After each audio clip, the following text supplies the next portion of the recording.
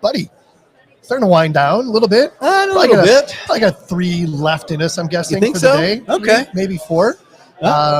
Brandon Davis here. It's going to be a good one. I think I'm excited about this until I found out he's from North Carolina. Well, he lives in North Carolina. He's in Florida, so so happen to have a couple things in common. Yeah, just a couple. Yeah. The way you talk is one of them. So, Davis, real quick, just self-introductions. Give us your name, who you're with, and what you do. Yeah, so my name is Davis Meeks. I work with Garney Construction as an assistant project manager on the operations side and live in Charlotte, North Carolina.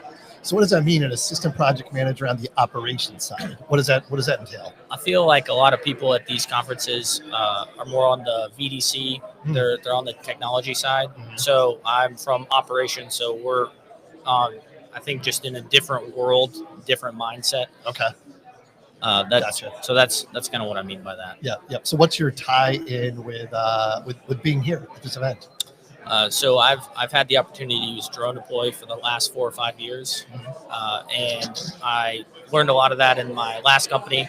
And then now that I've been with Garney for the last 2 years, I've been able to help utilize Drone Deploy software on a lot of our projects, and specifically on our project that I'm currently on. It's a $300 million wastewater treatment plant. Wow.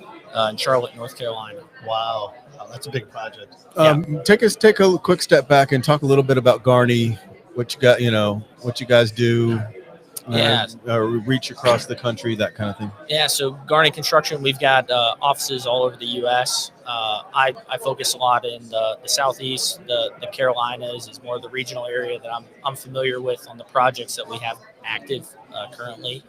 But we've got a lot of work in Colorado, California, Florida, Texas. Our headquarters are in Kansas City, Missouri.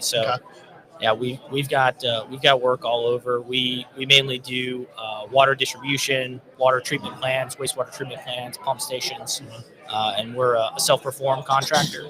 So we've got about 2,800 employees. I want to say about 800 of those are part of our self-perform craft labor. That's pretty unique in that space, right? Yes, for us it's very helpful. Just in that space, because we get to control the schedule.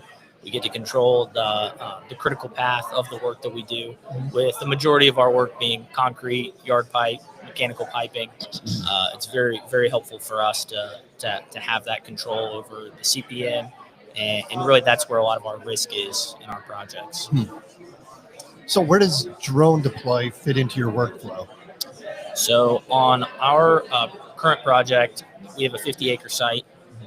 We've got, it's an 800,000 cubic yard site, so we're moving a lot of dirt to balance the site, and then we've got probably 60 to 80, I don't know off the top of my head, 60 to 80,000 of haul off that we're doing as well. So it's very important for us from a workflow of dirt, how much dirt we currently have on site, how that compares to finished grades.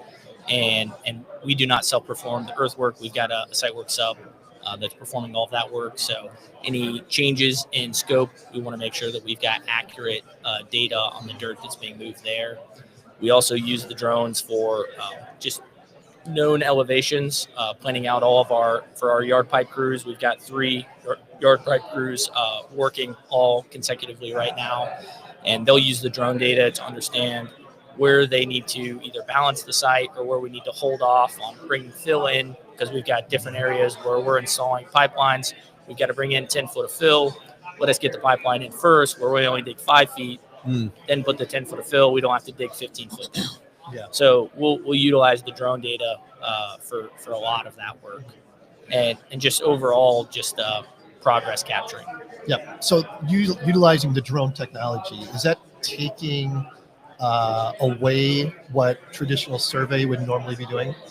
I would say yes. Yeah. So in terms of understanding what ground elevations are, if we did not have Drone Deploy, we'd be sending out a field engineer with a total station. We're getting more into the GPS base stations as well. And they would be going out and staking that and giving us, what cut is needed for that pipeline. Yeah. So we're able to save a lot of that time using the drone. Sure. Yeah, that's amazing. Really is. So what have you seen this year? Is this your first year here at Horizons? That's correct. This is my first year here. So what crazy things have you learned so far after being here? So at Garney, we recently got access to the safety AI. Oh yeah, we heard about that. I talked with Zach for probably a good 20 or 30 minutes right next door. Got to understand a lot of what their goal is for the software, so that I can utilize that on our project more. Because the data is there, but how are we leveraging that data? If we can simply use an add-on and it sends out an email of, hey, you've got fall protection issues here, you've got safety hazards on ladders there. Sure. That's amazing. And what about, I know a big one for you guys is trench safety. Trench you guys safety. have an adaptation to take the data from the drones and identify problem areas in trenches? So that's the goal. I have not utilized the software yet, but at this conference, it's really given me a better understanding of how I can utilize it.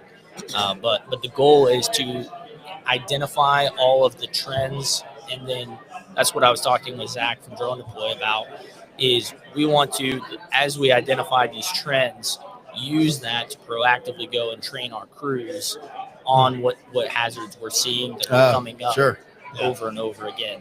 So that, and then through the Drone Deploy software, I'd like to see that decrease in total number of trends per week, per month. Right. So is that like a plug-in to the service you already have?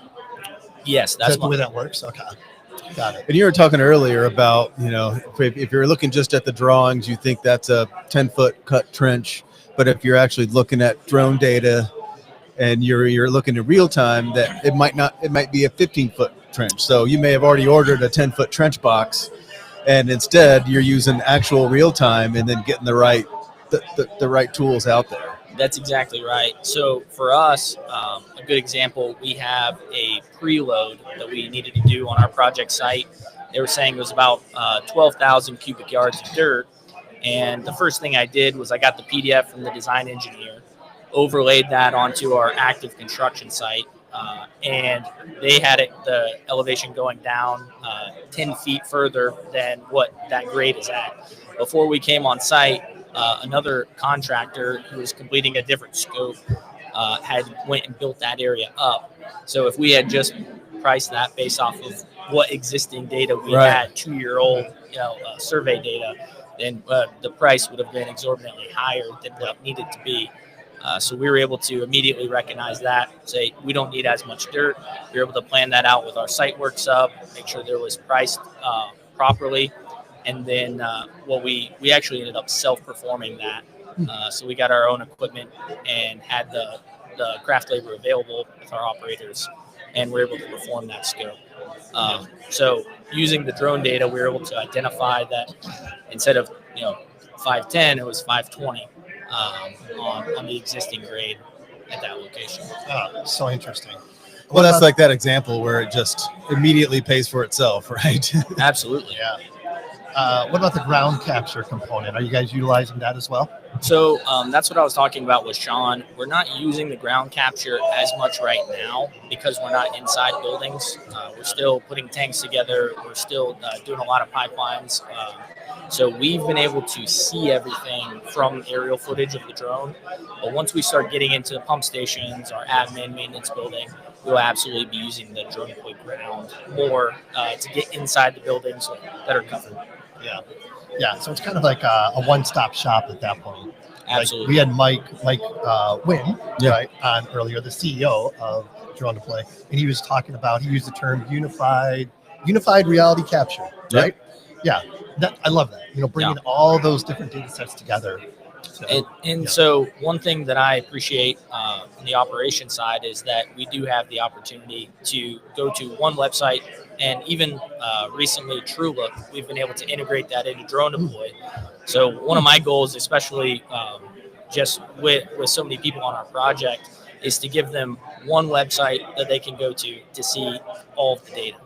So rather than saying, oh, well, the reason why you're not able to see our time-lapse camera is because you need this special login and this special website that you haven't signed up for. Right. It can all be integrated into Drone. Yeah. Wow. It's cool stuff. So convenient. What are you, like the solution manager or something? Well, This is right no. up your alley. Yeah, we had a guy on. His title was solution manager, and it sounds like this is what Davis does too. Yeah, Very cool. We wear many hats. Many hats. Yeah. So, so far, you talked about the highlights. What are you looking forward to over the next couple of days, besides the party tonight? So learning about safety AI was very important. And then as well, there's been lingering questions on utilizing the software. I was saying we've got a lot of earthwork on our specific project, and there is a cut fill part of Drone Deploy that I've gotten into, but I've not been able to fully utilize in the way that I'd like. So I've put in our XLM file for what the finished grade needs to be. And whenever I draw a line, I can see, hey, we're 10 feet a fill away from being a finished grade. We need to cut this area down. And then in the cut fill map, you can actually change the parameters. It'll give you a blue for where you need to fill and a red where you need to cut. If you want that to be 15 feet, you can see high level where we need to cut, where we need to fill. And if you want to change it to 1 foot, you can see, well, only 1% of our site is actually within a foot of finished grade. Yeah. So things like that are very beneficial parts of the technology that I want to learn more about while I'm here. So I've already been able to talk with a couple of the guys here at Drone Deploy to get more information on that. Yeah. How's the tech support with Drone Deploy? I found that it's been very helpful. There have been a lot of requests that I've made that within 2 to 3 months, without even being told, I just go in and check and, oh, wow. I actually asked them to do this, and it was done in the background without really a whole lot of pushing and shoving needed. Nice. What else, Sean? You got anything else? No, it's been good stuff. Yeah. You guys need to talk like Tar Heels or Gamecocks or anything, or what else? No, what else you got over there? But it's a Florida Gator. Davis is a Florida Gator, Florida Gator. Our friend Dr. Nick will doesn't want appreciate that. He's already done listening about football. He's moving on to basketball. Yeah, don't blame him. Right. Well, Davis, appreciate your time. Yeah. Thanks for bringing by. Conversation. Enjoy the rest of the show. Thank you.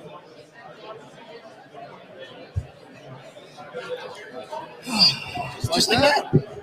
Thanks for having me on. Yeah. Great to meet you. Great to meet you. Yeah. We'll connect on LinkedIn, and then we'll be sure to tag you when we get this released and everything. Okay, great.